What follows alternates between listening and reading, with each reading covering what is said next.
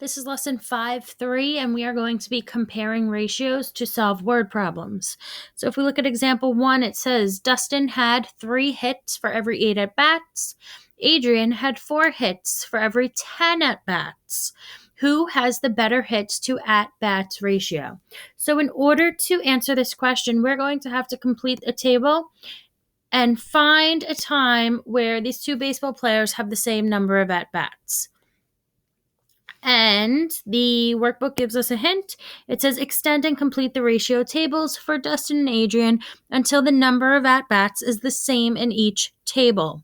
Compare the number of hits that Dustin and Adrian each get with 40 at-bats. So we're going to have to find a ratio where there's a number of hits in comparison to 40 at-bats.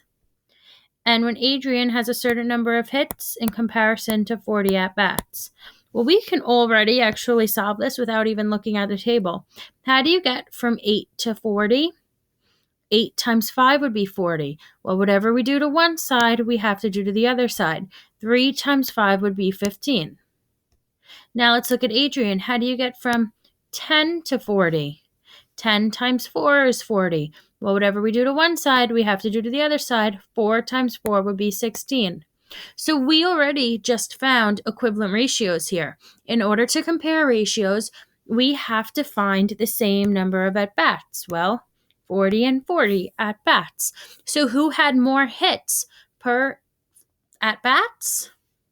Adrian did, because 16 hits would be greater than Dustin's 15 hits. And to prove this even further, let's look at the full table.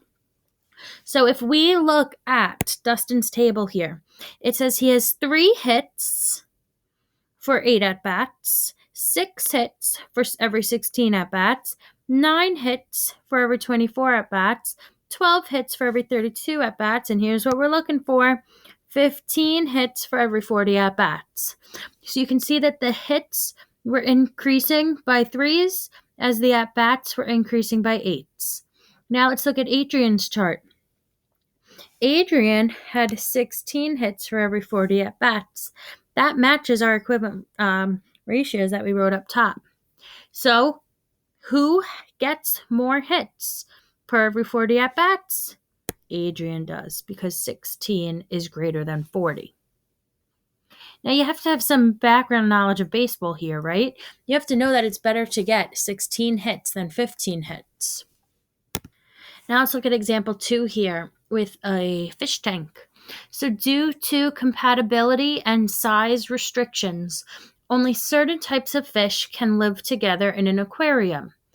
If there are 15 mollies in each tank, with the ratios shown at the right, which tank has more fish?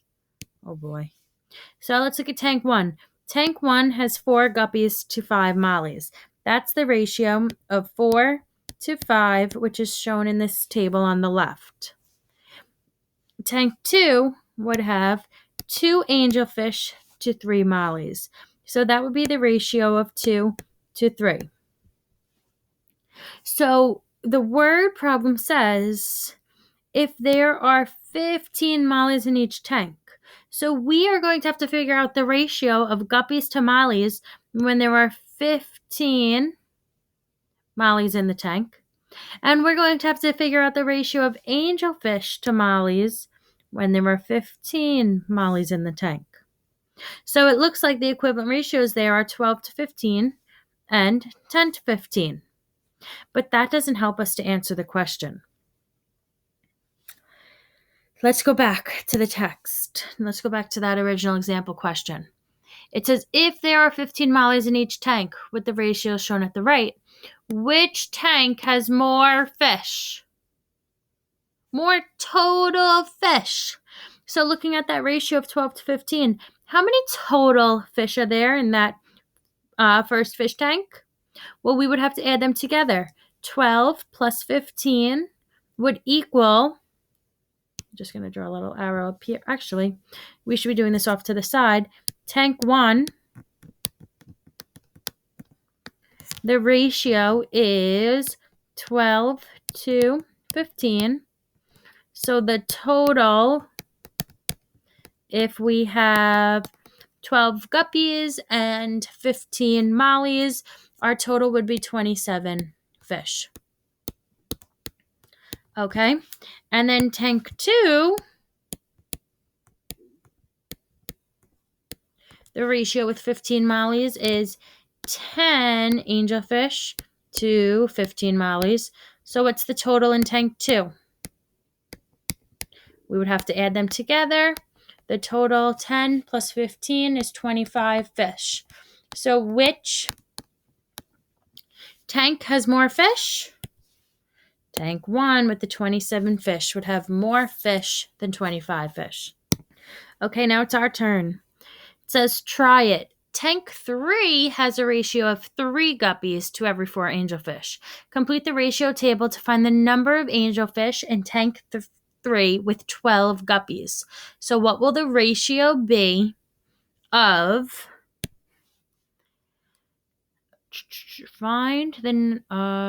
complete the ratio table to find the number of angelfish in tank 3 with 12 guppies. So we have to find how many angelfish there will be when there's 12 guppies. Okay, so in your notebook, we can make a really simple table. I know you don't have your workbooks home probably. So I would just make a G. I would make an A. Guppies and angelfish. So when there's 3 guppies, that means that there's 4 angelfish. Okay, well, guppies, let's count by threes. 3 times 2 would be 6. So if we did 3 times 2, right? Up here we did 3 times 2.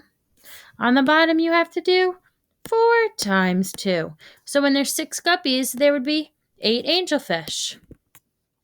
Now let's do 3 times 3. 3 times 3 is 9. When there's 9 guppies, how many angelfish will there be? Well, 4 times 3 would be 12 angelfish. Now, what does the question ask us to find? Oh, the question asks us to find the number of angelfish in the tank with 12 guppies. Okay, let's continue. 12 guppies, not 12 angelfish. So 3 times 4 now is 12. Notice how with the guppies we're counting by threes. 3, 6, 9, 12. Now let's find the number of angelfish. 4 times 4 would be 16. Now we can answer the question because the question says to find the number of angelfish in tank 3 with 12 guppies. Well, when there's 12 guppies, there are, oops, let's not use that color, 16 angelfish. Angelfish are so pretty.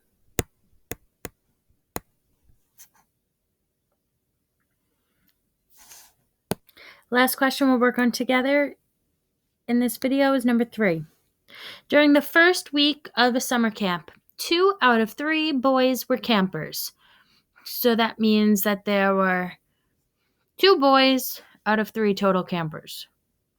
During the second week, 3 out of 5 campers were boys. So that means 3 boys for every 5 total campers. There were 15 total campers each week. During which week were there more boy campers? Okay, so let's start making a table. We are going to have the first week.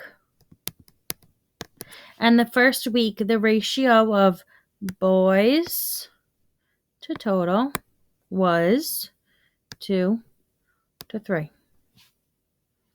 So we would have 2 times 2, 4 boys, 3 times 2, 6. So then we would have 4 boys for 6 total. Let's keep going. 2 times 3, 6. 3 times 3, 9. Okay, so on the top we're counting by 2s. 2, 4, 6, 8, 10. On the bottom we're counting by 3s. 3, 6, 9, 12, 15. Let's see, did I get to a number that's important to me yet? Oh, there were 15 total campers each week. I got a total of 15.